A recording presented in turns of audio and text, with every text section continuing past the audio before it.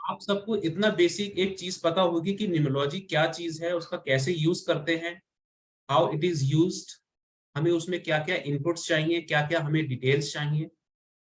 जिनको नहीं पता है, जिनको बिल्कुल बेसिक आइडिया नहीं है न्यूमरोलॉजी के बारे में, I just want to tell कि न्यूमरोलॉजी एक साइंस है नंबर्स की। जैसे एस्ट्रोलॉजी है या बाकी अकल्ट साइंस है, टैरो है, पाम रीडिंग है, ऐसे ही न्यूमरोलॉजी भी एक अकल्ट साइंस है जिसमें हम नंबर्स के थ्रू किसी के बारे में पास्ट, प्रेजेंट और फ्यूचर की प्रोडिक्शंस कर सकते हैं। उनके लाइफ के डिफरेंट एस्पेक्ट्स, उनके अलग अलग लाइफ के पड़ाव, उनके अलग अलग कह सकते हैं कि जो क्षेत्र हैं, जैसे कि उनका करियर, उनकी फैमिली लाइफ, उनके बच्चे, उनकी हेल्थ, हस्बैंड वाइफ का रिलेशनशिप, बहुत सी चीजें हम न्यूमरोलॉजी के थ्रू सीख सकते हैं। और जिन लोगों को लगता है कि ये मैथ्स है तो शायद सीखना टफ होगा, तो देखिए जब हम नर्सरी क्लास में थे तो हमें 2 का टेबल भी शायद याद नहीं। तो जब भी हम कोई चीज सीख रहे हैं हमारे लिए वो टफ है, जब हम सीख जाएंगे तो it will be easier for all of us. अपने माइंड से सबसे पहले ये एक भ्रांति, एक चीज निकाल दीजिए कि ये न्यूमरोलॉजी है, नंबर्स हैं, तो हमें कैलकुलेशंस में प्रॉब्लम आएगी। It's my responsibility to make you understand all of these things from the very basic, जिससे आपको समझने में कोई दिक्कत नहीं आएगी।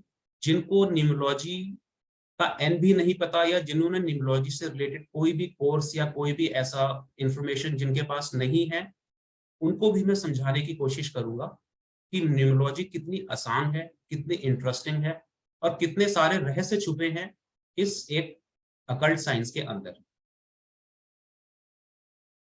देखिए न्यूमरोलॉजी में सबसे पहले तो हम जो इंफॉर्मेशन हमें चाहिए होती है वो होती है डेट ऑफ बर्थ। अब न्यूमरोलॉजी एक तो होती है, आप सबने सुना होगा, लोशु ग्रिड, लोशु न्यूमरोलॉजी, जो काफी लोगों ने शायद करा भी होगा कोर्स। वो एक चाइनीज बेस्ड अकल्ट साइंस है, न्यूमरोलॉजी ही है, बट उसका जो बेस है, जहां वो कॉन्सेप्चुअलाइज हुई, वो है चाइना। उनका जो आधार है वो चाइना से निकला है। एक स्टोरी है कि एक बार एक जगह बाढ़ आ गई थी, तो एक टॉर्टोइस के शेल पे उनको एक नंबर्स लिखे हुए कुछ इम्प्रिंट दिखे, और उसके बाद ही ये चीजें स्टार्ट हुई। वो मैं आज आपको बताने वाला हूँ वो है वैदिक न्यूमरोलॉजी।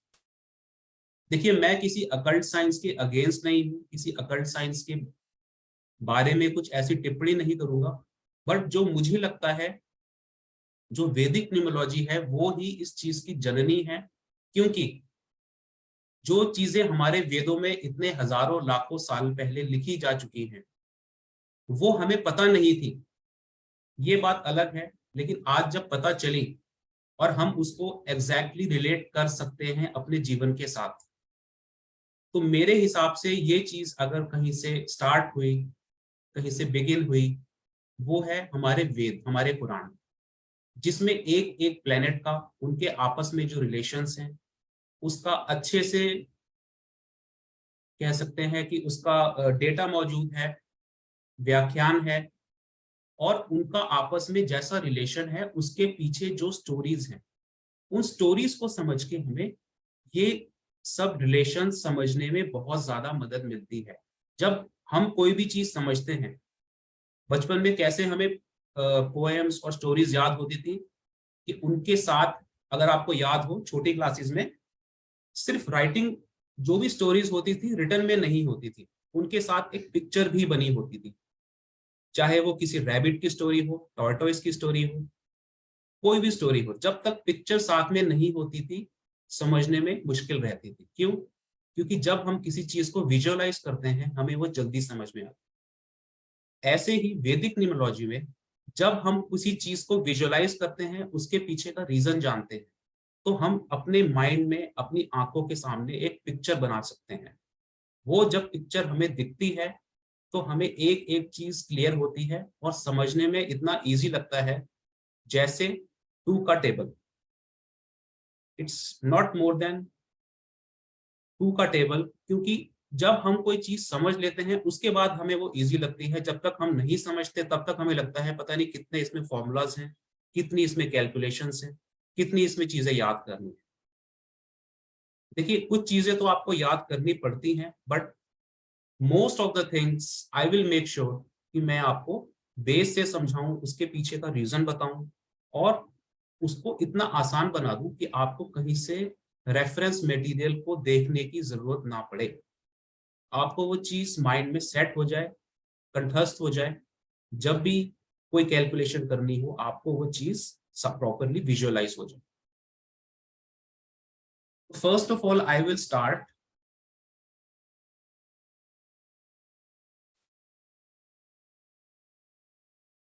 न्यूमरोलॉजी 1 से लेके 9 नंबर्स की स्टडी है।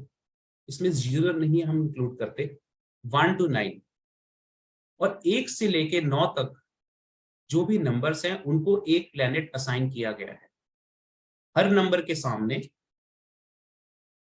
मेरी आवाज आपको आ रही है? किसी के चैट बॉक्स में कमेंट आया है कि they are not able to hear me properly. ये सर आ रही है। Okay, thank you.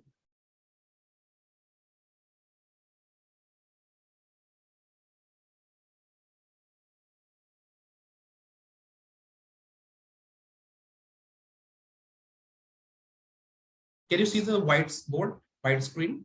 ओके। देखिए न्यूमरोलॉजी में 1 से लेके 9 नंबर जो हैं उनको एक एक प्लेनेट असाइन किया गया है, और उस प्लेनेट को असाइन करने का भी एक पैटर्न है। अगर मैं आपको कहूं कि ये 1 to लेके 9 नंबर्स तक आपको याद करने हैं, थोड़ा सा आपको मुश्किल लगेगा, थोड़ा सा आपको टीडियस लगेगा। यू विल फाइंड कि इट्स बॉदरसम, इट्स हेक्टिक। आप मिस कर सकते हैं, एक नंबर को दूसरे प्लेनेट से एसोसिएट कर सकते हैं। इसको मैं याद करने का एक आपको प्रॉपर मेथड बताऊंगा। देखिए, first of all the first planet is planet the number 1। Number 1 is for sun. पहले आप 1 से लेके 9 तक प्लैनेट्स को लिख लीजिए, then I will tell you in detail. ठीक है?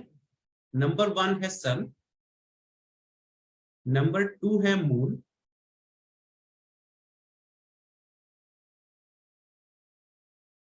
नंबर 3 है Jupiter,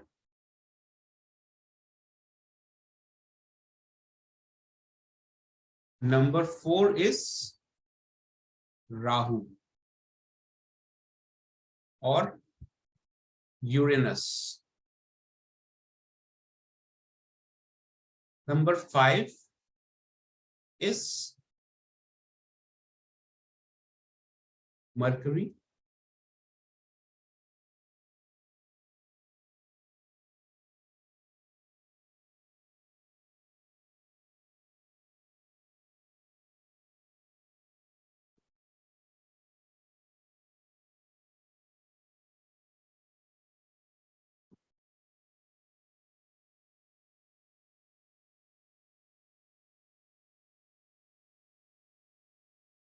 number 5 is Budh,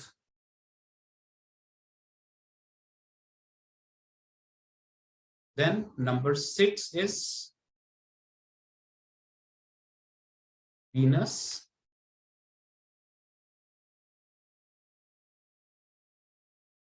number 7 is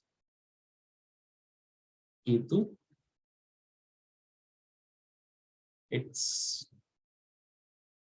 Neptune, number 8 is Saturn,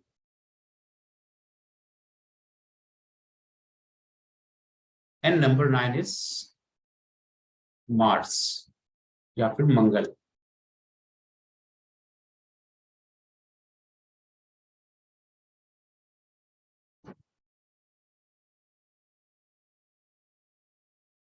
आप इसको लिख सकते हैं। You can get this list on the internet also. आप इंटरनेट पे भी सर्च करेंगे, आपको ये नंबर्स और इनके सामने जो इनके रेफरिंग प्लैनेट्स हैं, जो ग्रह हैं, वो आपको मिल जाएंगे। You can get it very easily. अब मैं आपको इसको याद करने का एक बहुत इजी कॉन्सेप्ट बताता हूं, जिससे आपको ये चीजें रट जाएंगी, आपको कहीं से पढ़ने की जरूरत नहीं है। जब आप एक नंबर देखेंगे तो आपको उससे रेफरिंग प्लेनेट माइंड में अपने आप आ जाएगा।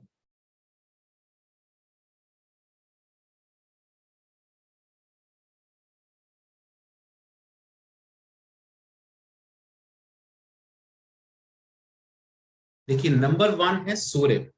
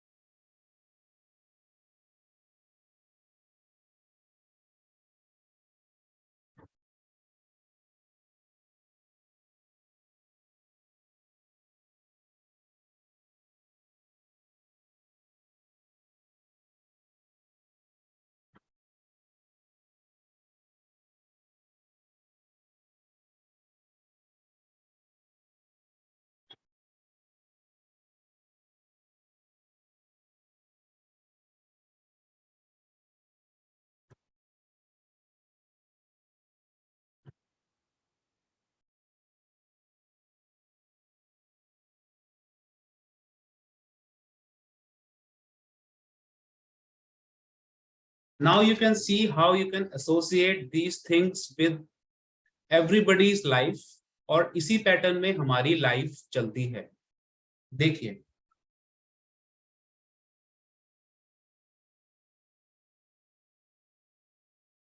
Just a second.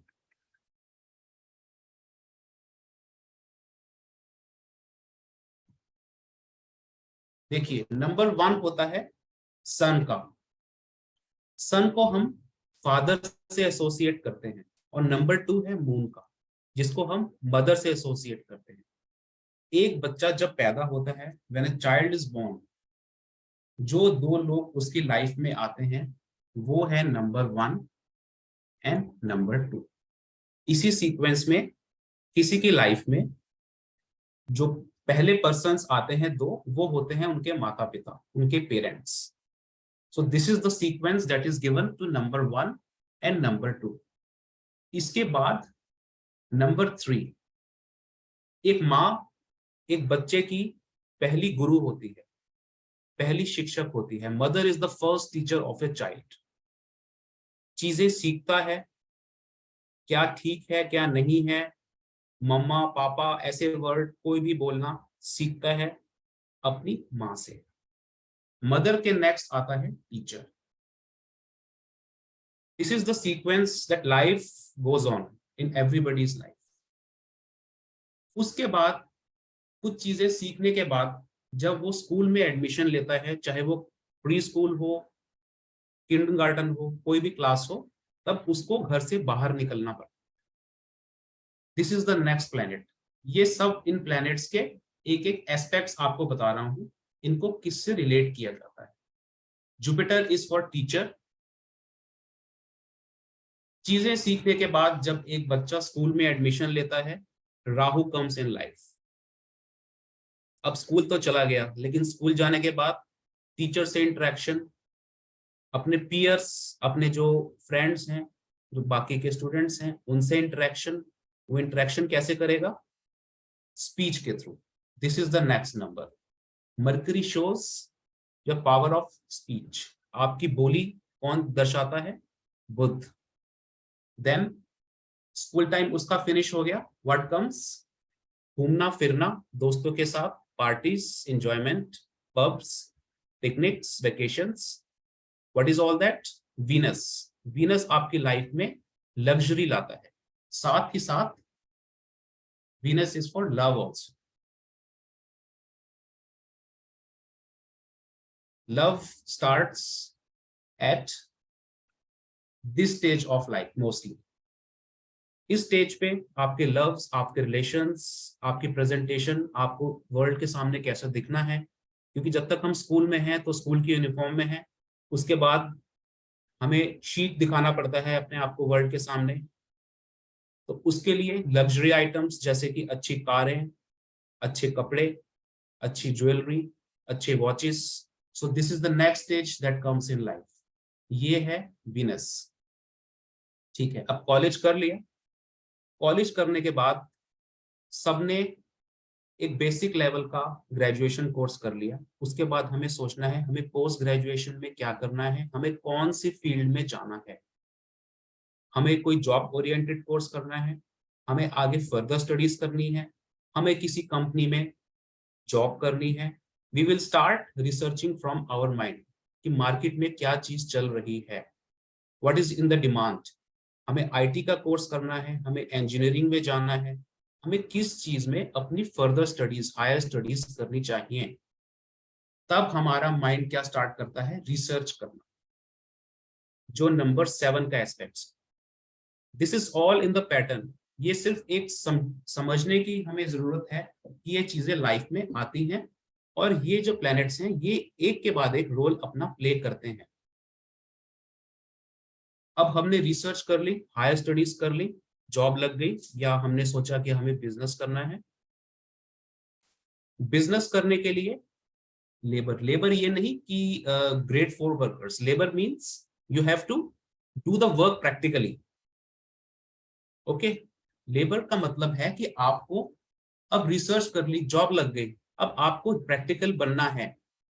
Saturn is for practicality also. आपको प्रैक्टिकल होके, थोड़ा सा सीरियस होके, थोड़ा सा मेच्योर होके, क्योंकि अब तक कॉलेज में हमने मौज मस्ती कर ली, घूमना फिरना कर लिया, अब हमें लाइफ में सेटल होना है। सेटल होने के लिए रिसर्च करी कि हमें किस फील्ड में जाना है, उससे रिलेटेड कोर्स करके we will Saturn will come in our life. Saturn क्या है, ठहराव, मैच्योरिटी, प्रैक्टिकलिटी। जब वो प्रैक्टिकलिटी हमारे साथ होगी तो हम अच्छे से परफॉर्म कर पाएंगे, कोई भी जॉब हो, कोई भी बिजनेस हो। लेकिन आजकल या आज से पहले भी किसी भी जॉब में, किसी भी बिजनेस में अगर हमें टिकना है तो व्हाट इट नीड्स, हमें मेंटली तो स्ट्रांग होना ही है। We need physical stamina and physically fitness also. आजकल जो प्राइवेट कंपनीज में जॉब्स हैं, they are not the 9 to 5 jobs. उसमें आपको 10-12 घंटे स्टार्टिंग में देने पड़ते हैं कम से कम, अपने आप को प्रूव करने के लिए यू कैन डू। अगर आपको बिजनेस करना है, आपको 24 में से हो सकता है 20 घंटे काम करने पड़े to make yourself stand in the market. आपको मार्केट में टिकने के लिए फिजिकल स्टेमिना और फिजिकल वाइटैलिटी की जरूरत है। Then the Mars come in our life. ये पूरा एक जीवन चक्र है, द लाइफ साइकिल है। ये प्लैनेट्स हमारी लाइफ में इसी पैटर्न में आते हैं। जब जब आप इस पैटर्न को याद करेंगे, इस सीक्वेंस को याद करेंगे, आपको इन नंबर्स के प्लैनेट्स को याद करने में बिल्कुल भी दिक्कत नहीं आएगी। ठीक है, ये एक सिंपलेस्ट तरीका है जिससे आप 1 to 9 के प्लैनेट्स को अच्छे से याद कर सकते हैं कि लाइफ में आपके ये सारे प्लैनेट्स आएंगे। कोई कहता है कि मेरा डेट ऑफ बर्थ 7 है या 8 है, तो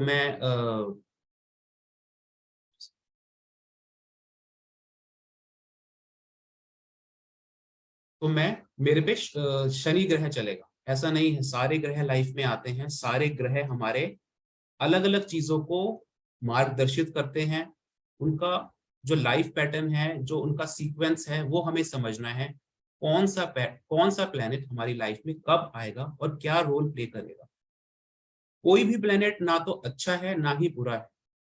जैसा इंसान है वैसा ही प्लेनेट है। अगर हमें लगता है एक प्लेनेट अच्छा ही है और एक प्लेनेट बुरा ही है, it's not the way. Her planet का प्लस और माइनस, प्रोस एंड कॉन्स हमेशा रहते हैं। हमें ये समझना है हमारी लाइफ में कौन सा प्लेनेट कब अच्छे योग लाएगा और कब वो नेगेटिव चीजें ला सकता है। अच्छे योगों को बढ़ाना और नेगेटिव चीजों को कम करना, this is occult science, this is numerology. हमें पता चल सकता है कि हमारी लाइफ में कब अपॉर्चुनिटीज आने वाली हैं और कब प्रॉब्लम्स आने वाली हैं। अपॉर्चुनिटीज को बढ़ाना, उस टाइम का प्रॉपर यूज करना, और प्रॉब्लम्स से बचना या कम से कम उनका असर बहुत कम कर देना कि उनकी जो सिवियरिटी है, उनकी जो नेगेटिव इम्पैक्ट है, उनको हम कम कर दें। वो एक use of any occult science और न्यूमरोलॉजी कह सकते हैं।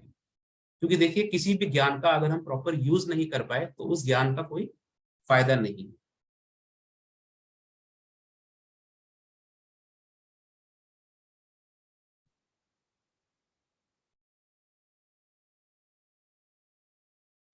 अब तक मैंने जो आपको बातें बताई, जो आपको सीक्वेंस बताया, ये आपको अच्छे से समझ आया? You can just give a thumbs up, I will be motivated. Okay okay, thank you. देखिए, किसी भी चीज को समझना मुश्किल नहीं है, सिर्फ हमें तरीका पता होना चाहिए कि उसको समझना कैसे है, उसको याद कैसे करना है। Nothing is impossible, nothing is tough. अब मैं आपको इन प्लैनेट्स के बारे में एक एक करके, इनकी जो अलग अलग रूप हैं, अलग अलग रोल हैं। ऐसा नहीं है कि मैंने वन के आगे अगर फादर लिख दिया, सूर्य के आगे मैंने फादर लिख दिया, तो वो सिर्फ फादर ही है। सूर्य के कई सारे रोल हैं।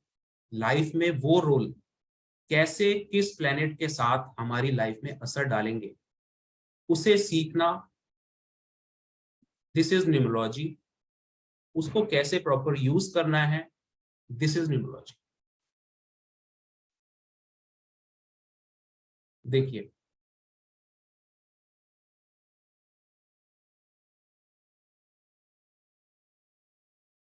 सबसे पहले मैंने लिखा सन। अब देखिए, सन का मैंने आपको बता दिया फादर है।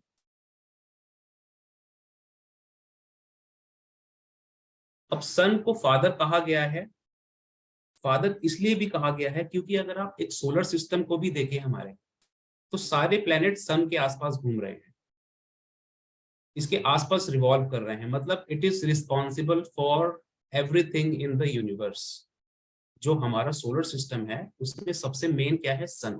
सारे प्लैनेट्स आसपास घूम रहे हैं। मतलब किसी भी घर का जो हेड ऑफ द फैमिली है, इसमें फादर बोला गया है। ऐसा नहीं है कि लेडीज नहीं है हेड ऑफ द फैमिलीज। जो इंसान उस फैमिली की रिस्पॉन्सिबिलिटी उठाता है, who is taking the responsibility, who is the bread winner of the family, जो उनके लिए अर्निंग कर रहा है, जो उनके लिए हार्डवर्क कर रहा है, उसको सन का रूप दिया गया है, उसको नंबर 1 दिया गया है। इसी के साथ इसको आउटसाइड वर्क, आउटसाइड वर्क मतलब जो बाहर के काम, मोस्टली जो आउटसाइड वर्क है वो इंडियन फैमिलीज में फादर करते हैं। मदर भी करती है। अगर मदर करती है और वो ये काम करने में कंफर्टेबल है, तो उनको भी नंबर 1 दिया जाएगा। Whosoever is responsible, whosoever is taking the responsibility of the whole family, who is doing the outside chores also, is number 1। इसको समझना ऐसे है। अब देखिए, नंबर 1 इज ऑल्सो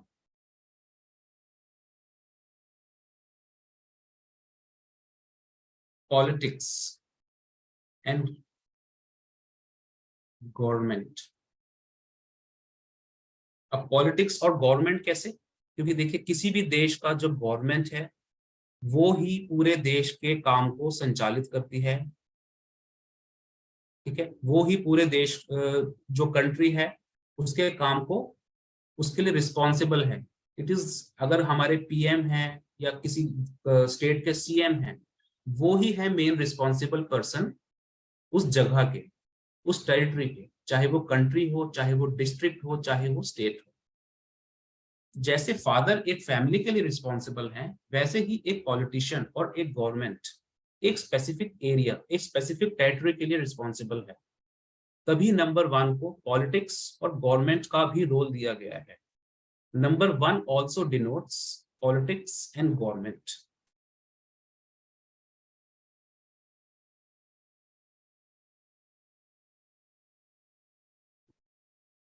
एक अगर मेडिकली में बात करूं तो number 1 also shows your right.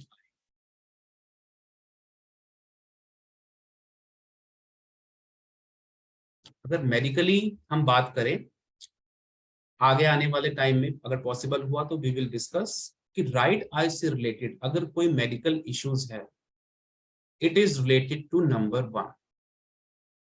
Number 1 से हम राइट आई से होने वाली कोई भी प्रॉब्लम को एसोसिएट कर सकते हैं।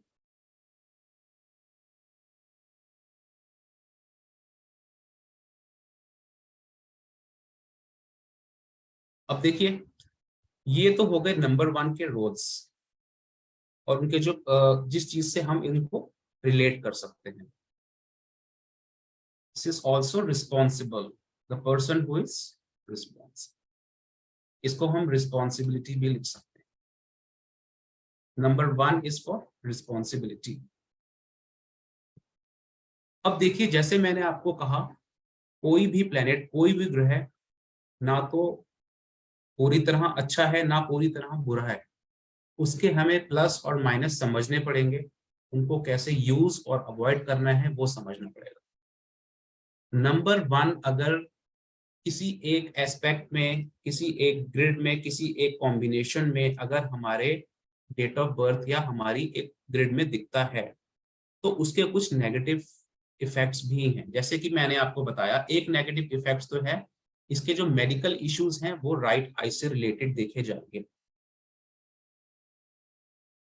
दूसरी तरफ अगर मैं इसके एक और नेगेटिव इफेक्ट की बात करूं, number 1 can also be egoistic. देखिए, फादर या कोई भी हेड ऑफ द फैमिली, हमारी पूरी फैमिली, हमारी पूरी परिवार या किसी कह सकते हैं किसी ऑर्गेनाइजेशन के लिए रिस्पॉन्सिबल है, लेकिन अगर उसको ये लगने लगे कि सिर्फ वो ही चला रहा है उस सरकार को, वो ही चला रहा है उस परिवार को, तो ये रिस्पॉन्सिबिलिटी ईगो में भी चेंज हो सकती है। This responsibility can lead to egoism also. अगर किसी को लगने लगे कि I am the only breadwinner, सब लोग मुझ पर डिपेंड हैं, तभी नंबर 1 को एक कंपनी का बॉस या सीईओ भी कहा जाता है। इससे भी रिलेट करेंगे आप नंबर 1 को, जो एक कंपनी का हेड है, चाहे वो मैनेजिंग डायरेक्टर हो, चाहे वो चेयरमैन हो, चाहे वो सीईओ हो या आपका immediate boss, that is also number 1। अब जिस दिन उसको ये लगने लगे किसी स्पेशल कॉम्बिनेशन के थ्रू कि वो ही सब कुछ कर रहा है, तो number 1 can become negative also, वो ईगो में बदल जाएगा। दूसरा, सूर्य क्या है? इट्स अ हॉट स्टार, गर्मी है। जैसे काफी जगह इस टाइम समर्स चल रही हैं, तो यही सूरज है जिसकी सर्दियों में वेट होती है और यही सूरज है जिसके गर्मियों में लोग दूर भागते हैं। ये सूरज ना आए, बारिश आ जाए या ठंडा मौसम हो जाए, तो वही सूरज है, लेकिन अब आजकल उसका नेगेटिव इफेक्ट दिख रहा है। So what it can do? Anger.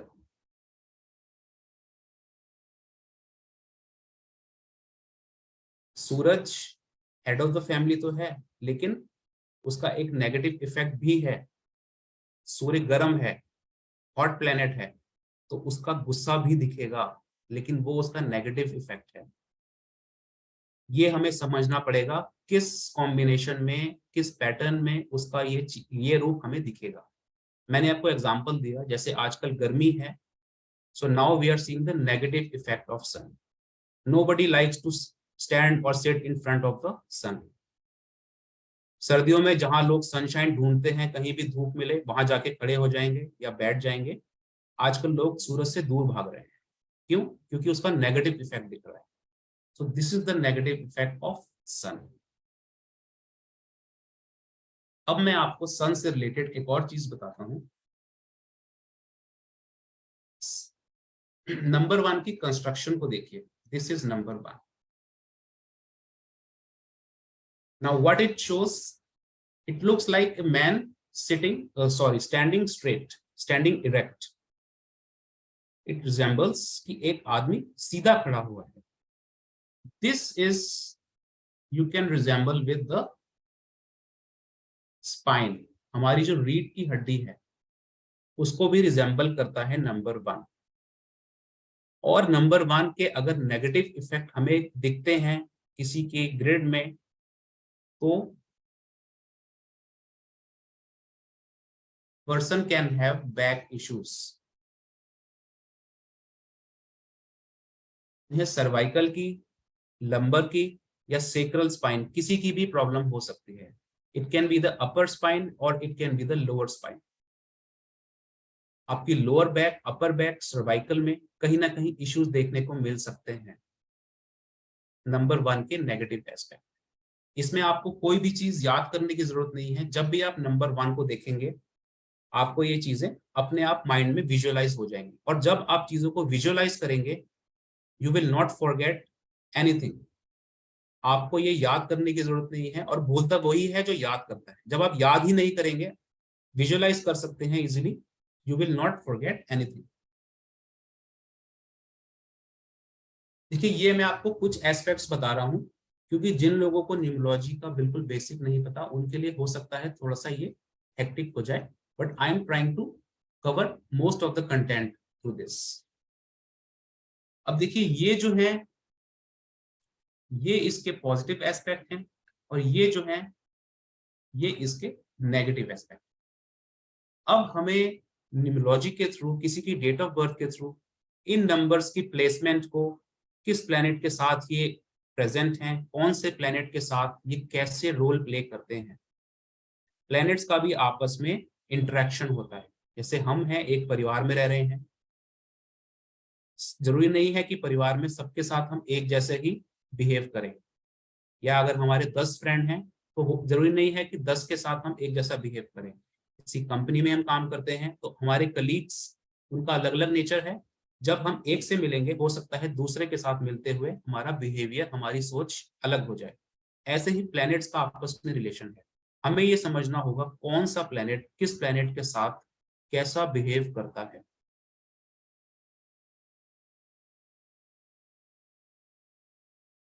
अब देखिए, next is number 2, that is moon.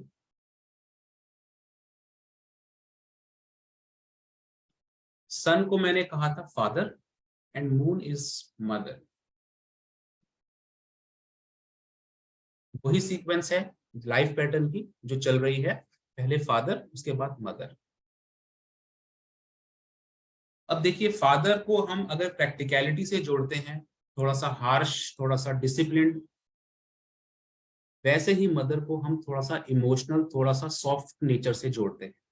हो सकता है कुछ माएँ गुस्से वाली भी हों आप सब में, लेकिन फिर भी उनके अंदर एक अपने बच्चों के लिए एक इमोशन, एक प्यार छुपा हुआ है, जो शायद एक फादर थोड़ा सा इग्नोर कर दे, क्योंकि नंबर 1 या फादर थोड़े से ज्यादा प्रैक्टिकल होते हैं। Number 2 is bit of emotional, क्योंकि मदर है, इसको हम इमोशंस से जोड़ेंगे,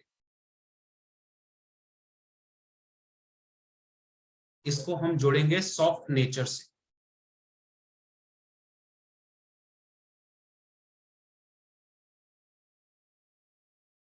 अब देखिए, एक मदर है, लेकिन जब वो लेडी शादी करके एक घर में आई थी, सबसे पहले अपना क्या नेचर उन्होंने दिखाया था। कोई भी लड़की अगर शादी करके एक घर में जाती है, सबसे पहले नए लोगों से मिलती है, उनके हिसाब से ढलती है, उनका नेचर, उनका बिहेवियर, उनका खान पान, उनका रहन सहन, हर चीज से एडजस्ट करके चलती है। ऐसे ही अगर नंबर 2 को हम मदर से जोड़ रहे हैं, then it is also adjustment, flexibility.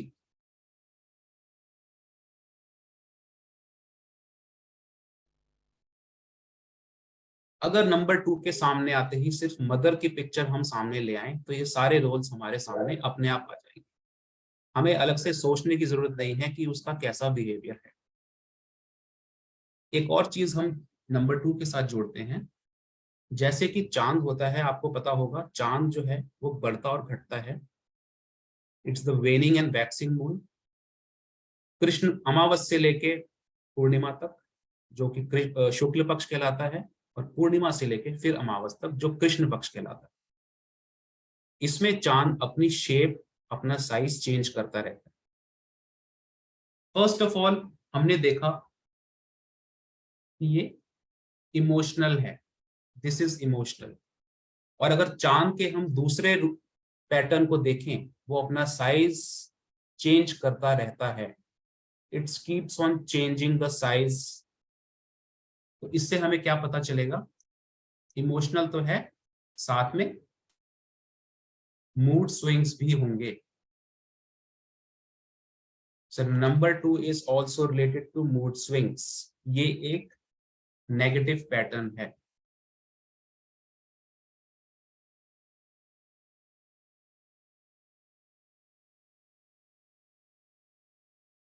चांद को हम एक और चीज से जोड़ते हैं।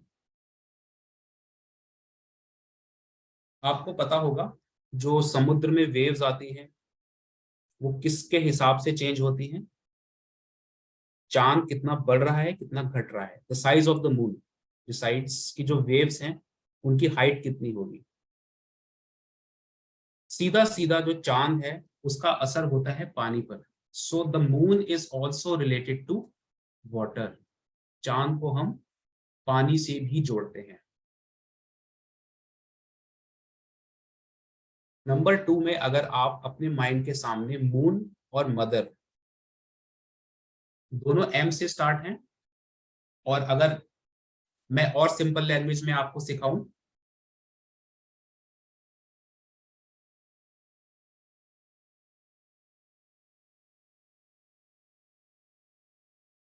चंद्रमा।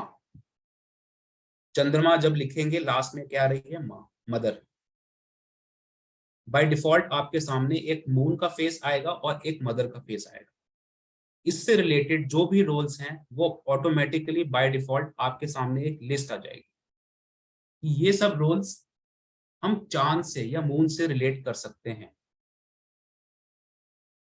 अब इसमें आपने देखा मूड स्विंग्स, क्योंकि इमोशंस तो हैं लेकिन कभी कभी नेगेटिव जब इम्पैक्ट आता है किसी ग्रिड में, जैसे कि नंबर 1 में गुस्सा और ईगो था, ऐसे ही इसमें मूड स्विंग्स। और ये मूड स्विंग्स अगर ज्यादा बढ़ जाएं या किसी से चीजें शेयर ना हो तो ये डिप्रेशन का कारण भी बन सकता है। It also shows depression. You can easily associate number 2 with depression.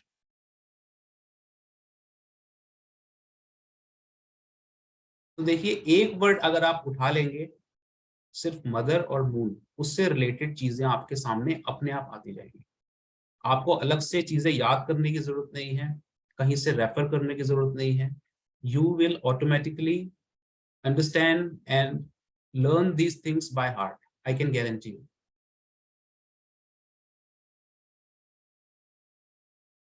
अब आता है नंबर 3।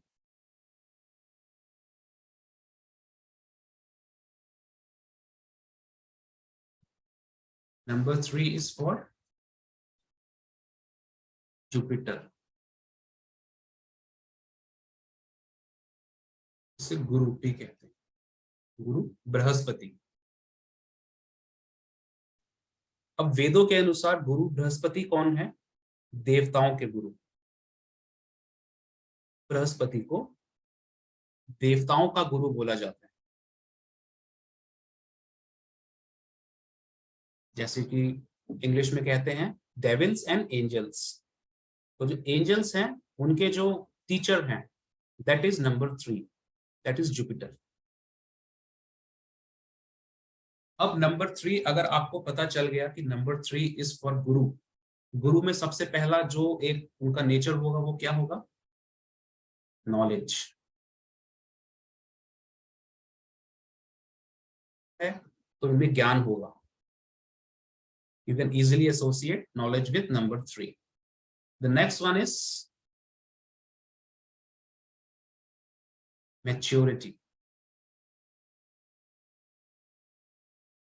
क्योंकि अगर कोई टीचर है, कोई गुरु है, तो वो लाइफ का एक पड़ाव पार करके उस लेवल तक पहुंचा है।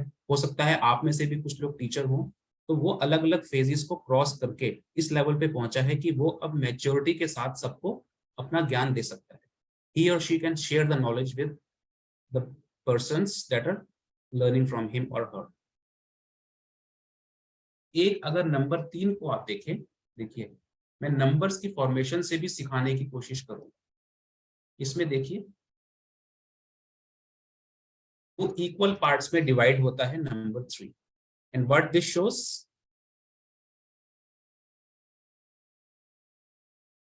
जजमेंट, न्याय। दोनों पार्ट्स बराबर हैं तो ये न्यायप्रिय भी होगा। नंबर 3, इनको न्याय करना अच्छा लगता है, लोग इनसे सजेशन लेते हैं क्योंकि ये सही फैसला करते हैं with maturity and using his और हर नॉलेज। तीनों चीजों को ये यूज करते हैं, तभी लोग इनसे सजेशन लेना पसंद करते हैं, कंसल्टेशंस पसंद करते हैं, काउंसलिंग पसंद करते हैं। नंबर 3 की ये पावर्स हैं।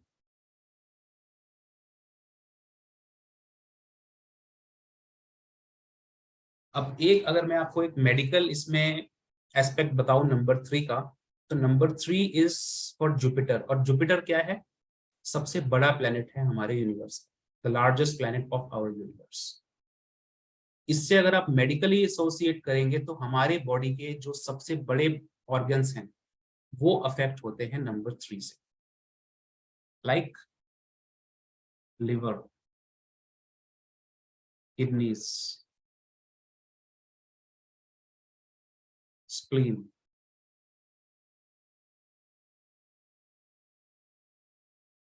नर्वस सिस्टम, नर्वस सिस्टम हमारी नर्व्स हैं जो सर से लेके पैर तक हमारी बॉडी में प्रेजेंट है। So all these large organs you can associate with number 3। अब इसके नेगेटिव एस्पेक्ट क्या है नंबर 3 के? सबसे पहले जो मैंने आपको लिवर, किडनीज ये सब बताया, इनसे रिलेटेड प्रॉब्लम्स हम नंबर 3 से जोड़ेंगे, नंबर 3 से एसोसिएट करेंगे। We can easily associate number 3 with all these things. इसके साथ ही अगर हमें नॉलेज है, अगर हम किसी चीज को दूसरों को समझा सकते हैं, लेकिन नेगेटिव एस्पेक्ट में कैसे देखा जाता है? मान लीजिए आपको एक चीज की नॉलेज है, आप किसी फैमिली में या किसी रिलेटिव के घर कोई आर्गुमेंट हो रहा है, आपको पता है क्या ठीक है क्या गलत है, आप अच्छे से जजमेंट कर पा रहे हैं, लेकिन कई बार लोग अपनी नॉलेज को ज्यादा बढ़ा चढ़ा के दिखाने के लिए सामने वाले के बिना पूछे ही उनको सजेशन देने लगता है। उसमें क्या होता है? इसका नेगेटिव एस्पेक्ट दिखेगा, people take you negatively.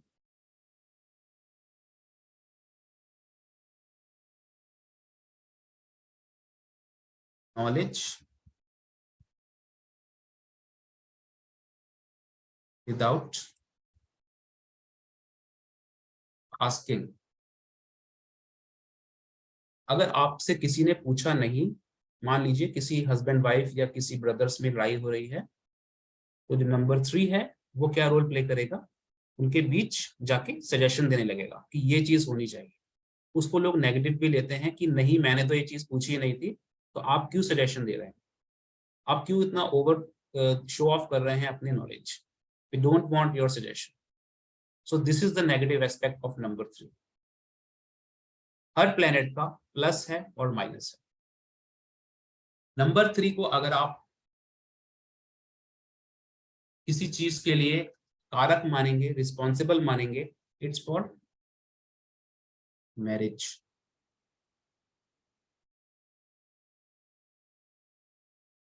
Marriage के लिए, विवाह के लिए, शादी के लिए नंबर 3 बहुत जरूरी है। ये आने वाले क्लासेस में मैं आपको बताने की कोशिश करूंगा कैसे ये जरूरी है, कैसे इसको ऐड कर सकते हैं, क्या क्या तरीके हैं, क्योंकि देखिए मैरिज के जो भी प्रॉब्लम्स होती हैं वो नंबर 3 उसका कहते हैं ना, गुरु का आशीर्वाद होना जरूरी है शादी में। गुरु का जो कलर होता है वो भी क्या होता है, जुपिटर का येलो। शादी में जो हल्दी की रस्म होती है वो शादी से पहले होती है, क्योंकि गुरु के आशीर्वाद के बिना शादी पॉसिबल नहीं है। This is the reason why number 3 और येलो कलर इज एडेड। जो हल्दी की जो रस्म है उसके पीछे भी यही उद्देश्य है कि जब गुरु का आशीर्वाद होगा तो उसके बाद सारे काम ठीक से बनेंगे, एवरीथिंग विल गो स्मूथली। तो जो हल्दी की रस्म है वो एक तरह से गुरु का आशीर्वाद लिया जाता है, उसके बाद बाकी के जो प्रोग्राम्स हैं, मैरिज सेरेमनी है, वो सब उसके बाद की जाती है। So this is the main planet that is responsible for marriage. शादी के लिए एक बहुत जरूरी नंबर है नंबर 3। देखिए आज मैंने आपको कुछ बेसिक चीजें बताई प्लैनेट्स के बारे में, उनके एस्पेक्ट्स के बारे में, उनके रोल्स के बारे में। आपको ये सीखने में कितना इजी लगा प्लीज शेयर कीजिए। मैं आपको अनम्यूट कर रहा हूं, जस्ट अ सेकंड।